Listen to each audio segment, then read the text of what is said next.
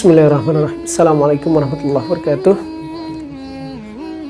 Alhamdulillahilladzi ba'atsa fil ummiyina rasulan minhum yatlu 'alaihim ayatihi wa yuzakkihim wa yu'allimuhumul kitaba wa hikmah wa in kanu min qablu lafi dhalalin mubin. Asyhadu an la ilaha illallah wa asyhadu anna Muhammadan abduhu wa rasuluh. Allahumma salli wa sallim wa barik ala sayyidina Muhammad wa ala alihi wa ashabihi ajmain. Jamaah yang saya hormati, sebelumnya kita panjatkan puji syukur kehadirat Allah Subhanahu wa taala. Allah yang telah memberikan empat nikmat yang boleh saya singkat menjadi ISIS. Pertama, nikmat iman, nikmat sehat, nikmat Islam, dan nikmat sempat. Jadi ISIS itu tidak berbahaya dalam konteks ini. Tapi nikmat ISIS di sini kita harus mensyukuri nikmat Allah yang diantaranya yang bisa kita hitung sebenarnya 4. Tapi memang kita tidak bisa menghitung nikmat Allah karena Allah menegaskan wa in ta'uddu nikmatullahi la tuhsuha.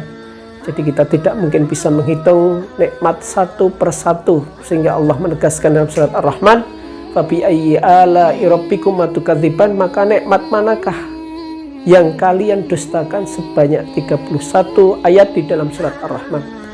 Jamaah rahimakumullah, ketika Ramadan maka kita mengingat ayat Syahrul Ramadan alladzi unzila fihil Qur'an hudan linnasi wa bayyinatin minal huda wal furqan.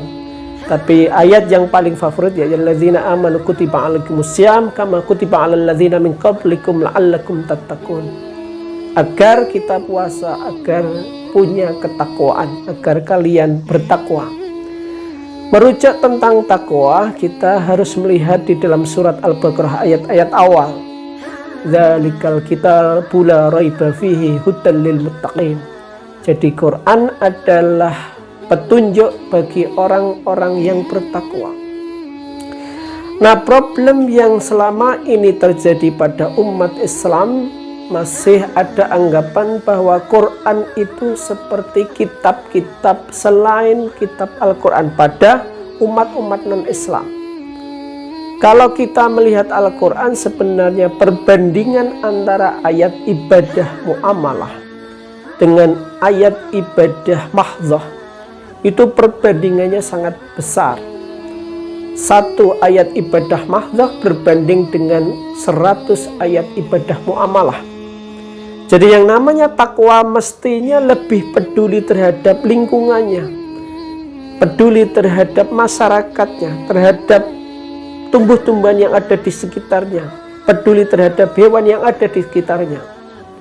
Contoh kasus umpamanya bagaimana kita adil terhadap makhluk lain, contohnya adalah lebah. Kita bagaimana menghormati lebah, kita harus melihat di dalam Al-Quran dikatakan bahwa wa auha rabbuka ilan nakhli anittakhidhi minal jibali buyutan wa minasyajari wa mimma ya'risun. Keadilan kita terhadap lebah, kita lihat di ayat ini adalah wa auha rabbuka ilan nakhli anittakhidhi minal jibali buyutan. Jadi lebah itu membuat rumah, sekecil rumah lebah, kata Allah bahwa lebah itu mempunyai dan membuat rumah di rumah-rumah yang dibuat manusia itu sesuai sunatullah.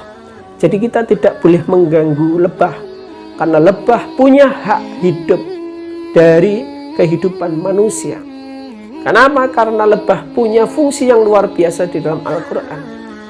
Maka di dalam Al-Quran juga dikatakan di dalam surat Yasin bagaimana orang Islam mestinya peduli terhadap lingkungan hidupnya, tumbuh-tumbuhan.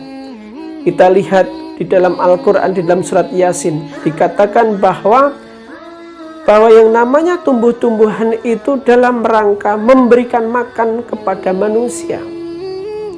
Nah, disinilah sebenarnya apa yang ditegaskan oleh Allah di dalam ayat lain, bahwa ketika kita membunuh satu orang, mangqatala nafsan bighairi nafsin au fasadin fil ardi, atau membuat kerusakan di bumi ini, faka'annama qatalan nasa jami'a, seakan-akan orang yang membunuh satu orang dan membuat kerusakan di bumi ini faka'annama, maka seakan-akan dia qatalan nasa jami'ah, membunuh seluruh manusia. Kenapa?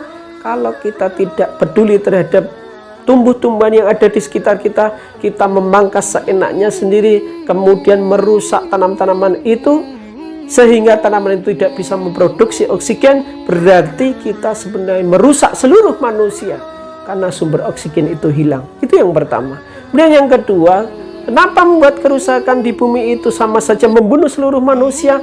Dikatakan di dalam surat Yasin bahwa ketika ada tumbuh-tumbuhan, maka di situ akan ada sumber air. Wafajjarna fiha minal uyun. Maka dari tumbuh-tumbuhan yang banyak maka akan muncul yang namanya mata air.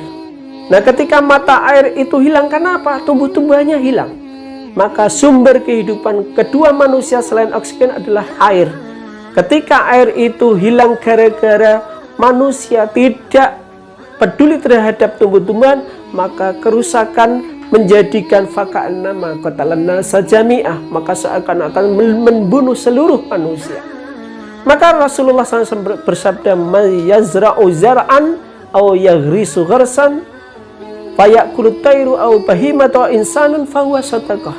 Barang siapa yang menanam tanaman dan merawat tanaman, may yazra'u zar'an aw yaghrisu gharsan fayakulu tayru, maka tumbuh-tumbuhan itu dimakan oleh burung, aw bahimatun, atau binatang ternak, aw insanun, atau manusia, maka itu termasuk sedekah.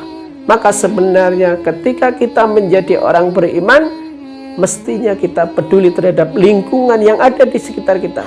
Contoh tumbuh-tumbuhan. Berapa tumbuh-tumbuhan, tanam-tanaman yang kita tanam di sekitar kita? Pernahkah kita peduli terhadap tanam-tanaman yang kita tanam?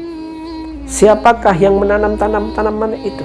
Sehingga kehidupan manusia itu bisa berlangsung lama ketika dua sumber kehidupan manusia itu masih ada, yaitu oksigen dan air.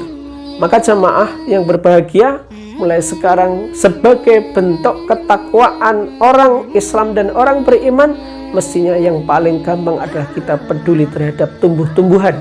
Karena tumbuh-tumbuhan itu ada, maka hewan akan hidup dan manusia juga akan hidup.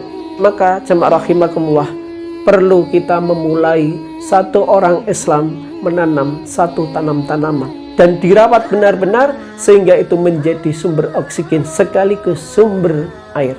Demikian yang dapat saya sampaikan. Terima kasih. Billahi taufiq wal hidayah. Assalamualaikum warahmatullahi wabarakatuh.